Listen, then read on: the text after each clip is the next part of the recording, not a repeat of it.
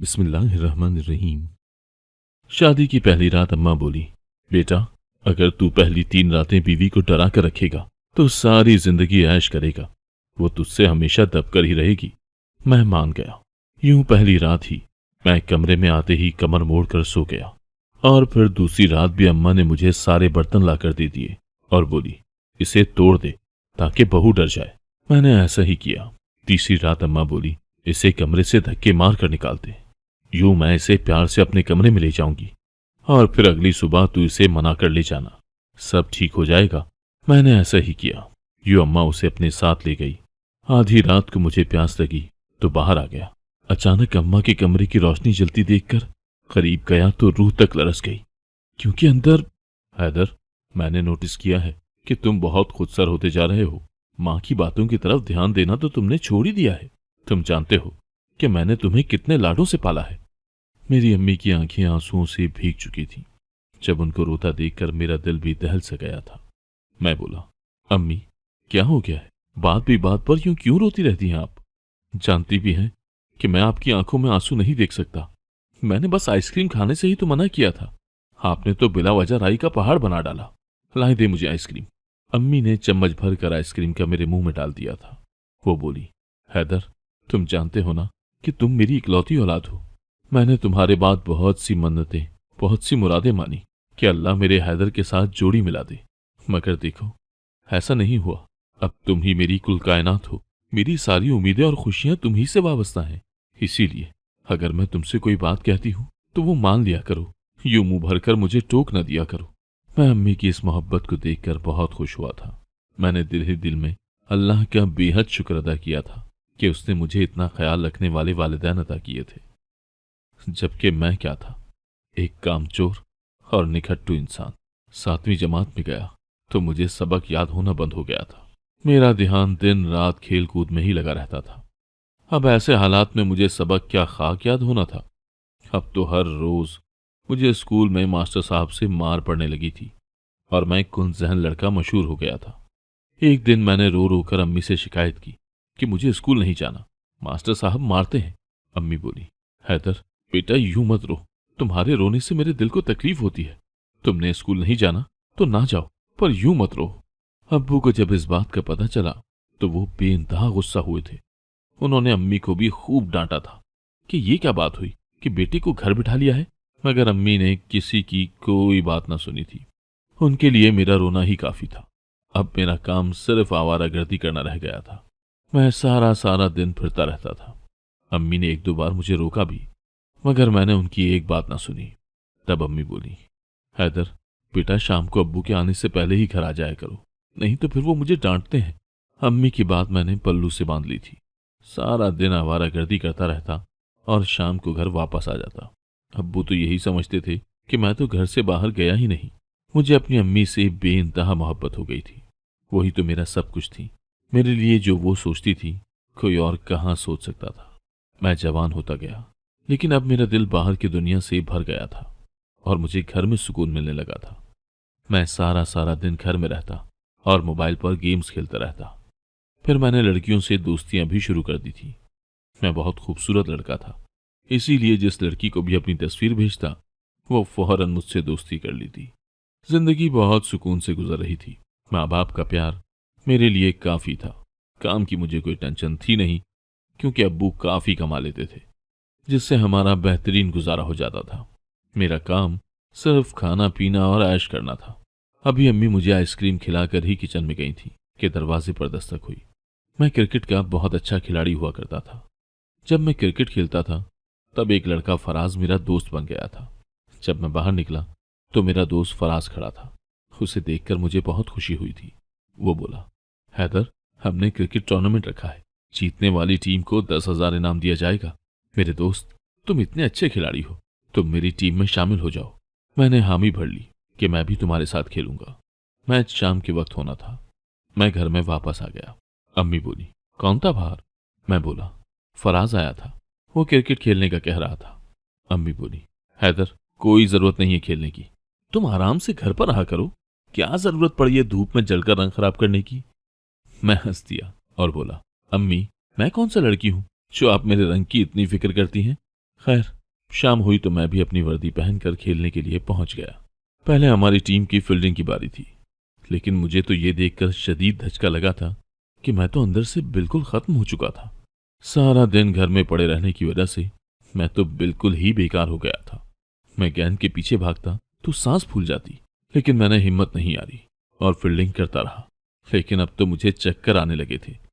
दिल में आया कि मैं कह दूं कि यार मेरी तबीयत खराब है, मुझसे नहीं खेला जा रहा, मगर फिर जबान का पास था।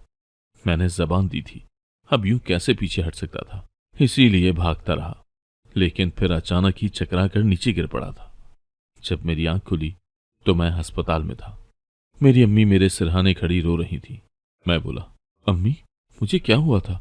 अम्मी बोली, बेटा तुम्हारा ब्लड प्रेशर बहुत हाई हो गया था, इतना हाई कि अगर तुम्हें फौरी ट्रीटमेंट न मिलती तो तुम्हारे गुर्दे भी फेल हो सकते थे। मैं चुप कर गया था, दिल बहुत परेशान हो गया था। डॉक्टर्स ने मुझे डिस्चार्ज कर दिया तो अम्मी मुझे घर ले गई। शाम को जब अब्बू काम से वापस आए तो अम्मी ने उनको सारी बात बता दी थी। वो भी बहुत परेशान हो गए थे और उन्होंने मेरे घर से निकलने पर ही पाबंदी लगा दी थी। वो बोले, हैदर जब तक तुम्हारी कमजोरी दूर नहीं होती तुम घर से बाहर नहीं निकलोगे और ब्लड प्रेशर की गोली रोजाना खाया करोगे। मैंने सर हिला दिया था। अब अम्मी मेरी खुराक का बहुत ख्याल रखती थी, हर रोज मुझे गोली भी खिलाती थी, मगर ये कमजोरी तो जैसे मेरे दिल को लग गई थी। मैं जरा सा चलता तो सांस फूलने लगती थी। ब्लड प्रेशर की गोली में गुनूद की थी, इसीलिए ज्यादातर तो मैं सोया ही रहता था। मुझे ये सोचकर बहुत डर लगता था कि शायद मुझे कोई बहुत बड़ी बीमारी हो गई थी, मगर अम्मी मुझसे ये बात छुपाए हुई थी। एक दिन मैंने अम्मी को अपने सर की कसम दी और बोला, अम्मी आप मुझे सच सच बता दें मुझे क्या हुआ है। अम्मी उस दिन फट पड़ी थी। वो बोली, सारी मेरी गलती है, तुम्हारी मोहब्बत में इस कदर अंधी हो गई हूं कि तुम जैसा कहते गए मैं भी वैसा ही करती गई। तुमने अगर तालीम अधूरी न छोड़ी होती तो आज तुम भी किसी काम पर लगे होते। कहते हैं ना, खाली दिमाग शैतान का घर होता है। न जाने यूं घर में पड़े पड़े तुम क्या क्या सोचते रहते हो, जो यूं ब्लड प्रेशर की बीमारी लग गई है तुम्हें। मेरी एक बात कान खोल कर सुन लो, कल तुम हर हाल में अपने अब्बू के साथ काम पर जाओगे। मैंने भी हामी भर ली थी, क्योंकि मैं अपनी सेहत की वजह से बहुत परेशान था। मैं 19 बरस का हो चुका था। मैं चाहता था कि जल्द अज जल्द तंदुरुस्त हो जाऊं ताकि अपने अब्बू को बिठा कर खिला सकूं। मैं अगले दिन अब्बू के साथ काम पर गया। उनकी किरियानी की दुकान थी। मैंने अब्बू से कह दिया था कि आज आप कुर्सी पर बैठे रहेंगे, मैं ही सब ग्राहकों को डील करूंगा। अब्बू बहुत खुश हुए, मगर मैंने अभी 2 ग्राहकों को ही सौदा दिया था कि मैं फिर से हाँफने लगा। मेरी हालत देखकर अब्बू भी परेशान हो गए थे। वो बोले, हैदर बेटा तुम जब ठीक हो जाओगे तब काम पर आ जाया करना, बीमारी कौन सा सदा रहती है, तुम तब तक घर में ही आराम करो। फिर अब्बू मुझे रिक्शे में घर छोड़ाए थे। अम्मी बहुत परेशान थी कि अब क्या किया जाए। मैं लेटा हुआ था, तब हमारे घर एक पड़ोसन आ गई। वो बोली, बहन तुम्हारा बेटा तो बिल्कुल ही रह गया है, ऐसा करो तुम इसकी शादी कर दो, शादी हो जाएगी तो ये अच्छा भला हो जाएगा। अम्मी बोली, नहीं नहीं बहन मैं इसकी शादी नहीं कर सकती, पहले ये खुद तो ठीक हो जाए। मैं क्यों किसी की बेटी को घर लाकर उसकी जिंदगी तबाह करूं। पड़ोसन आंटी की बात मेरे दिल में चुप सी गई थी। उनके जाने के बाद मैं बोला, अम्मी आंटी की बात पर आपको अमल कर लेना चाहिए, हो सकता है कि मैं इस तरह ठीक ही हो जाऊं। अम्मी मेरी बात सुनकर हंसने लग गई थी। वो बोली, अच्छा तो इसका मतलब है मेरा बेटा जवान हो गया है। मैं मुस्कुरा दिया था। अम्मी ने मेरे लिए लड़की तलाश करना शुरू कर दी थी, मगर जाहिर सी बात है मुझ जैसे मरीज को कोई अपनी बेटी क्यों देता, जो अब तक अपने बाप का दिया हुआ खा रहा हो और कमाने की हालत में ना हो। यूं ही करते कराते 3 माह हो गए थे। मैं बहुत दुबला पतला हो गया था, खाने पीने का कुछ होश न था, बस सोया रहता था। अम्मी सारा सारा दिन मुझ पर मिर्चें वारती रहती, कभी कोई टोटका करती तो कभी कोई। मुझ पर दम पड़कर फूंकती। उनको लगता था कि मुझे किसी की नजर लग गई है। एक दिन पड़ोसन आंटी हमारे घर आई और बोली, बहन मैंने तुमसे कहा था ना कि अपने बेटे की शादी कर दो, लेकिन तुमने मेरी बात नहीं मानी। अम्मी बोली, तुम्हारी मानकर तो अब तक जलील हो रही हूं। 3 माह हो गए, कभी किसी के घर रिश्ता लेने जाती हूं तो कभी किसी के घर, अगर कोई रिश्ता दे तभी ना। पड़ोसन आंटी बोली, बहन तुम फिक्र न करो, मेरी अम्मी के गांव में एक लड़की है, बहुत खाते पीते लोग हैं, ट्रक भर भर कर जहेज देंगे, मैं वहां हैदर की बात चलाती हूँ। अम्मी ने रजामंदी का इजहार कर दिया। कुछ दिनों बाद ही पड़ोसन आंटी मिठाई के साथ हमारे घर वापस आई थी। वो बोली, मुबारक हो, लड़की वालों ने रिश्ता कबूल कर लिया है, बस तुम और तुम्हारा शौहर जाकर घर बार देखाओ। अम्मी अगले ही दिन अब्बू के साथ उस गांव चली गई थी। वो जब वापस लौटी तो बेइंतहा खुश थी। उन्हें लड़की बहुत पसंद आई थी। वो कह रही थी कि लड़की लाखों में एक है। मैं भी बहुत खुश हो गया था। अम्मी ने हथेली पर सरसों जमा ली थी कि शादी जल्द अज जल्द हो जाए। अम्मी की ये जल्दबाजी देखकर मैं भी हंस दिया करता था। मेरी अम्मी शादी की तैयारियों में लगी हुई थी। वो बहुत खुश थी। यूं ही वक्त गुजरता गया और मेरी शादी का दिन भी आन पहुंचा था। मुझ पर शदीद नकाहत तारी थी। मैं बड़ी मुश्किल से खुद को घसीटता हुआ तैयार हुआ था। मैं बारात लेकर पहुंच चुका था, मगर मुझे कुछ खबर नहीं थी कि मेरे आसपास क्या हो रहा है। मेरी आंखें बार बार बंद हो रही थी, मगर मैं खुद को होश में रखने के लिए मुसलसल जतन कर रहा था। ये तो शुक्र था कि जल्द ही बारात की रुखसती का शोर उठ गया था। मैं जब से बारात लेकर घर वापस आया था, अम्मी ने मुझे अपने कमरे में ही बिठा रखा था। उनका कहना था कि वो मुझसे जरूरी बात करना चाहती हैं, जबकि मैं तो अपने कमरे में जाने के लिए पर तोड़ रहा था, क्योंकि मैंने रुखसती के वक्त अपनी बीवी को देख लिया था। वो तो बहुत ही ज्यादा हसीन थी। उसे देखने के बाद मेरी नींद भी उड़ चुकी थी, लेकिन अम्मी की जरूरी बात जानने के लिए झूठ बोल दिया कि अम्मी मैं जाऊं, रात के 11 बज चुके हैं, मुझे नींद आ रही है। नींद का लफ्ज सुनकर मेरी अम्मी बेइंतहा खुश हो चुकी थी। वो झट से बोली, ठीक है, अब तुम अपने कमरे में जा सकते हो। तुम जानते हो ना कि मैंने सारी जिंदगी तुम्हारे अब्बू से दबकर गुजारी है, क्योंकि उन्होंने शादी के पहले दिनों से ही मुझ पर अपना रोब बिठा लिया था। और अगर अब तुम भी चाहते हो कि तुम्हारा रोब तुम्हारी बीवी के दिल में बैठ जाए और वो तुम्हारे सामने उफ भी न कर सके, तो फिर तुम भी शादी की पहली 3 रातें उसको डरा कर रखो। तुम देखोगे कि वो तो बहुत ही फर्माबरदार हो जाएगी। अम्मी की बात मुझे अच्छी लगी थी। मैं तो पहले ही चाहता था कि मेरी बीवी भी मेरी अम्मी की तरह मेरी फर्माबरदार होकर और मुझसे दब कर रहे। सच कहूं तो ये बीवी को दबा कर रखने वाली बात पहले मुझे अच्छी नहीं लगी थी, मगर अब तो ये मेरी मजबूरी बन चुकी थी, क्योंकि मैं बीमार आदमी था। अगर मेरी बीवी मेरी बीमारी से तंग आकर रोज रोज मुझसे झगड़ने लगती तो मैंने खाक ठीक होना था। इसीलिए मैंने सोचा कि बीवी जितना डरे उतना ही अच्छा है। मैं कमरे में गया तो नाजिश बेड क्राउन से टेक लगाकर बैठी थी। मुझे देखकर वो जल्दी से सीधी हो गई थी। उसके चेहरे पर मुस्कुराहट फैल गई थी। जी में तो आया कि अपनी बीवी को मुंह दिखाई का तोहफा दूं और उससे प्यार भरी बातें करूं, मगर फिर अम्मी की बात याद आ गई। इसीलिए बाथरूम में जाकर फ्रेश हो गया और फिर वापस आते ही करवट के बल लेट गया था। मैं नहीं जानता था कि मेरी इस हरकत की वजह से मेरी बीवी के दिल पर क्या गुजरी होगी, क्योंकि मेरा मुंह दूसरी जानिब था और मैं उसके गम का अंदाजा नहीं कर सकता था। थोड़ी देर बाद फिजा में नाजिश के सिसकने की आवाज गूंजती रही थी। सुबह भी मैंने उससे कोई खास कलाम नहीं किया था और अम्मी ये सब देखकर बेइंतहा खुश हुई थी। वो बोली, बेटा तुम पहले ही चंद दिनों में अपनी बीवी के दिल पर जितना रोब डाल लोगे ना, उतना ही अच्छा होगा। मैं उठकर दूसरे कमरे में चला गया, जहां नाजिश के जहेज का सामान रखा हुआ था। मैं तो ये देखकर ही हैरान रह गया था कि उसकी वालिदैन ने उसे दुनिया जहां की चीजें दी हुई थी। 10 तोले सोना डाला था। मैंने सोचा कि वालिदैन अपनी औलाद के लिए क्या कुछ नहीं करते, और एक मैं हूं कि किसी की नाजू पली बेटी के साथ बेमुरवती बरत रहा हूं। अब्बू ने मेरा मुख्तसर सा वलीमा किया था। वलीमे से फारिग होते होते रात हो गई थी। मैं बहुत थक गया था। ये तो शुक्र है कि आज मुझ पर नींद गालिब नहीं थी। मैं अपने कमरे में जाने लगा तो अम्मी ने मुझे आवाज देकर रोक लिया। मैं उनके पास आया तो वो मेरा हाथ पकड़कर किचन में ले गई और बोली, बेटा सारे बर्तन उठा उठा कर नीचे पटक दो। ये तो वैसे भी पुराने हो गए हैं, टूट जाएं तो अच्छा है। हमने तो वैसे ही बहू के जहेज के बर्तन इस्तेमाल करने हैं, लेकिन बर्तन तोड़ने से तुम्हारी बीवी तुमसे डर जाएगी और वो समझने लगेगी कि तुम तो गुस्से के बहुत तेज हो। मैंने एक एक करके बर्तन तोड़ना शुरू कर दिए थे। मुझे इस काम में बड़ा मजा आ रहा था। ऐसा लग रहा था जैसे मेरी बेचैन रूह को सुकून मिल रहा हो। बर्तन खत्म हो गए तो मैं माथे पर बल डालकर अपने कमरे में चला गया था, जहां सहमी हुई नाजिश खड़ी थी। वो बोली, हैदर क्या बात है, आप इतना गुस्सा क्यों कर रहे थे? मैं गुस्से से बोला, मेरे मामलात में मुदाखलत की जरूरत नहीं है। इतना कहकर मैं दूसरी जानिब मुंह करके लेट गया। सुबह अम्मी बोली, तुम्हारी बीवी तुम्हारे गुस्से से डर गई है क्या? मैंने सर हिला दिया।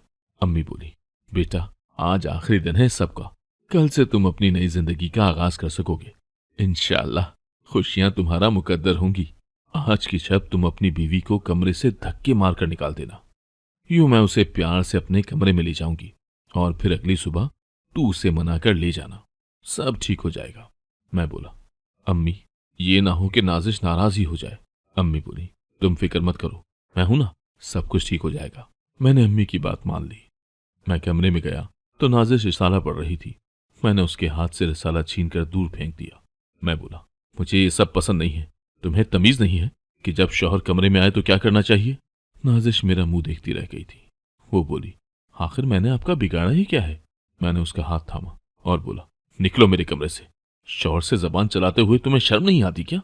मैंने उसे धक्के मारकर अपने कमरे से बाहर निकाल दिया था। ऐसा करते हुए मेरा दिल बहुत दुखा था, मगर मैं जानता था कि मेरी अम्मी की हर बात के पीछे मेरी ही भलाई होती है। इसीलिए मैंने खुद को संभाल लिया था। मैं बेड पर लेट गया। मुझ पर फिर से गुनूद की तारी हो चुकी थी। मैं सो गया, मगर आधी रात को प्यास से मेरी आंख खुल गई। मैंने जग की तरफ देखा तो वो खाली था। मैंने सोचा कि किचन से जाकर पानी पी लेता हूँ। मैं बाहर निकला तो ये देखकर हैरान रह गया था कि मेरी अम्मी के कमरे की लाइट अब तक जल रही थी। मैं परेशान हो गया कि न जाने क्या माजरा है। इसीलिए मैं जल्दी से उनके कमरे की जाने पड़ा। अभी मैं कमरे में कदम रखने ही वाला था कि अम्मी की आवाज ने मेरे पांव जकड़ लिए थे। वो बोली, भाई साहब, मेरा बेटा नफ्सियाती मरीज है। आप अपनी बेटी की जान की फिक्र करें और इसे अपने साथ ले जाएं। नाजिश भी बहुत डरी हुई थी। वो भी रोए जा रही थी। एक मर्द की आवाज मेरे कानों में गूंजी थी। वो बोला, नसरीन साहिबा, मेरा भतीजा नफ्सियाती है या आपने उसे बना दिया है? अम्मी घबरा गई और बोली, क्या मतलब भतीजा? हैदर हमारा बेटा है। वो आदमी बोला, सारी बातें आपको याद ही होंगी, मगर मैं एक बार फिर से दोहरा देता हूँ। ये 18 साल पुरानी बात है। मेरे भाई शफीक को शहर में जॉब मिल गई थी। वो गांव छोड़कर अपनी बीवी और बेटे के साथ शहर आ गए। अम्मी ने उन्हें बहुत रोका था कि तुम खुद करोड़ों की जायदाद के मालिक हो, तुम्हें टके टके की मुलाजमत करने की क्या जरूरत है। मगर भाई ना माने। उन्हें शहर जाकर काम करने का बहुत शौक था। शहर में वो ऐसी एजेंसी से मुंसलिक थे जो बड़े बड़े करप्ट माफिया को बेनकाब करती थी। इसी वजह से उन्होंने बहुत से दुश्मन भी बना लिए थे। उनकी जान को खतरा था, इसीलिए उन्होंने अपनी सारी जायदाद अपने बेटे के नाम कर दी और अपनी वसीयत में ये लिख दिया कि ये सारी जायदाद बेटे को तब मिलेगी जब वो 18 साल का हो जाएगा। अगर इससे पहले इंतकाल कर गया तो ये जायदाद हम भाइयों में मुंतकिल हो जानी थी। एक दिन हमें खबर आई कि भाई की गाड़ी का एक्सीडेंट हो गया है। भाई और उनकी अहलिया मौके पर ही इंतकाल कर गए थे, जबकि हैदर को कोई मौके से लेकर फरार हो गया था। ये भी कहा जा रहा था कि भाई के साथ कोई जरूरी दस्तावेजात भी थी, वो भी गायब थी। अम्मी का चेहरा खौफ से सर्द पड़ चुका था। वो बोली, तुम झूठ बोल रहे हो। वो मर्द बोला, अगर तुमने हमें सच ना बताया तो अभी पुलिस को कॉल करके बुलवा लूंगा। सच बता दो। अम्मी बोली, हाँ, ये 18 बरस पहले की बात है। मैं भीख मांगने निकली थी जब मेरी नजर एक वीराने में खड़ी खस्ता हाल गाड़ी पर पड़ी थी। गाड़ी का एक्सीडेंट हो चुका था। एक बच्चा जिंदा था, जबकि उसके वालिदैन मर चुके थे।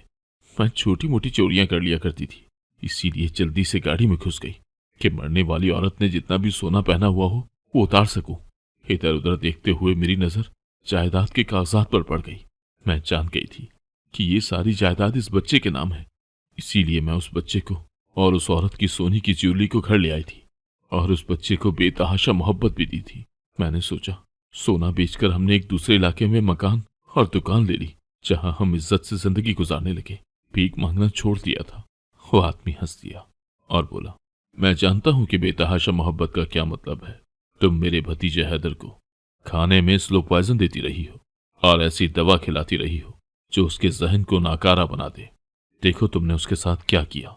हम बहुत अरसे से अपने भतीजे की तलाश में थे।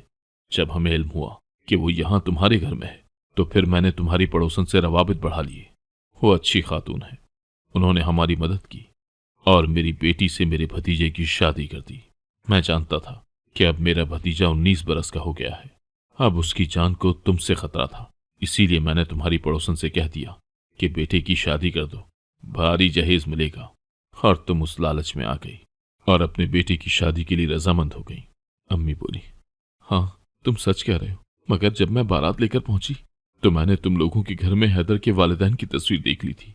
मैं बहुत घबरा गई थी, इसीलिए जल्दी बारात लेकर घर आ गई और हैदर को वरगला कर उससे अजीब अजीब हरकतें कराने लगी ताकि आपकी बेटी डरकर भाग जाए और ये रिश्ता यहीं पर खत्म हो जाए और आप लोगों में से किसी को पता न चले कि हैदर मेरे पास है।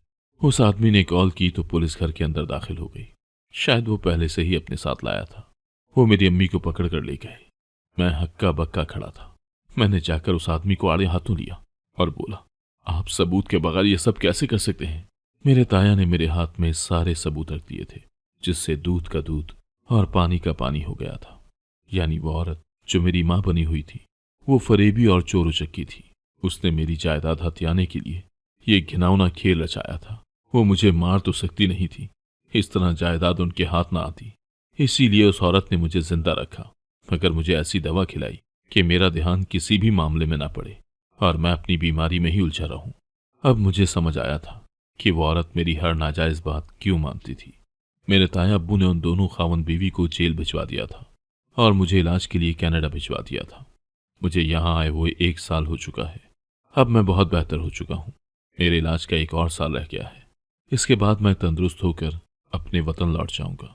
मेरी नाजिश के साथ हर रोज बात होती है और हम दोनों एक दूसरे से बेइंतहा मोहब्बत करते हैं। हमें बस उस वक्त का इंतजार है कि कब एक दूसरे के रूबरू आएंगे। अगर आपको आज की कहानी पसंद आई है तो वीडियो को जरूर लाइक कीजिएगा और अपने दोस्तों के साथ भी शेयर कीजिएगा। और हाँ, अगर आपने अभी तक हमारा चैनल सब्सक्राइब नहीं किया तो जरूर सब्सक्राइब करें। मिलते हैं कल एक नई और दिलचस्प कहानी के साथ। अल्लाह हाफिज।